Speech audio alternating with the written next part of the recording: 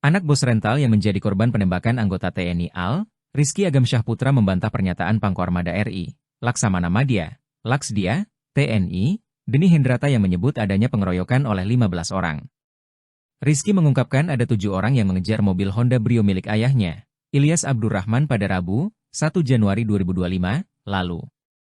Sehingga, dia membantah bahwa ada 15 orang yang melakukan pengeroyokan terhadap anggota TNI AL tersebut. Rizky menganggap pernyataan Deni telah menggiring opini publik terkait kasus penembakan yang dialami ayahnya hingga tewas. Rizky juga mengkritik Deni yang tidak menjelaskan peristiwa sebelum penembakan terjadi. Dia mengatakan saat masih berada di kawasan Kecamatan Saketi, Pandeglang, Banten, anggota TNI AL yaitu Serka A disebut telah menodongkan pistol terlebih dahulu saat pengejaran. Rizky juga mengkritik Deni yang tidak menjelaskan saat Serka A menodongkan senjata ke arah ayahnya ketika ditanyai asal-muasal dari mobil Honda Brio. Padahal, sambungnya, jika Serka A merasa mobil tersebut dibeli dengan prosedur yang benar, maka tidak perlu sampai menodongkan pistol ke arah Ilyas. Menurutnya, adanya peristiwa penembakan di rest area KM 45 karena bermula dari kejadian penodongan pistol oleh Serka AA di Kecamatan Saketi.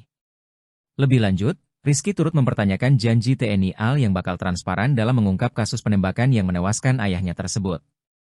Namun, menurutnya, hal itu belum dilakukan TNI AL karena tidak diperlihatkannya 3 anggota yang diduga terlibat dalam kasus tersebut saat konferensi pers di Markas Koamarda, Jakarta Pusat, pada Senin, 6 Januari 2025, kemarin.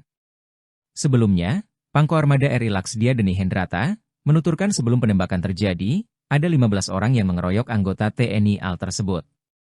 Dia mengatakan anggota TNI AL yang melakukan penembakan adalah Kelasi Kepala, KLK, BA. Menurutnya, karena hendak dikeroyok, KLK BA melakukan penembakan hingga membuat Ilyas tewas. Deni menuturkan anak buahnya sampai menembak Ilyas karena sebagai upaya membela diri. Anggota TNI AL disebut sempat tolak beli mobil meski sudah DP 40 juta rupiah. Konferensi pers penembakan bos rental mobil di rest area KM 45 Tol Merak Tangerang, Senin, 6 Januari 2025. Deni juga mengatakan anggotanya sempat menolak untuk membeli mobil yang merupakan milik bos rental, Ilyas Abdurrahman dan ternyata dicuri oleh penyewa bernama Ajat Supriyatna, AS.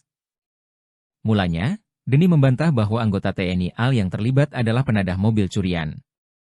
Deni lalu mengungkapkan, menurut pengakuan dari salah satu anggota TNI AL, bahwa mobil milik Ilyas itu dihargai oleh Ajat sebesar 135 juta rupiah. Adapun, sambungnya, mobil itu dijual secara online. Lalu, kata Deni, anggota TNI AL yang ingin membeli tersebut sudah mengirim down payment, DP, sebesar 40 juta rupiah. Namun, Deni menuturkan anggota TNI AL yang melakukan pembelian tersebut akhirnya sempat menolak untuk membeli mobil tersebut. Pasalnya, mobil yang dijual tidak dilengkapi dokumen atau surat kepemilikan.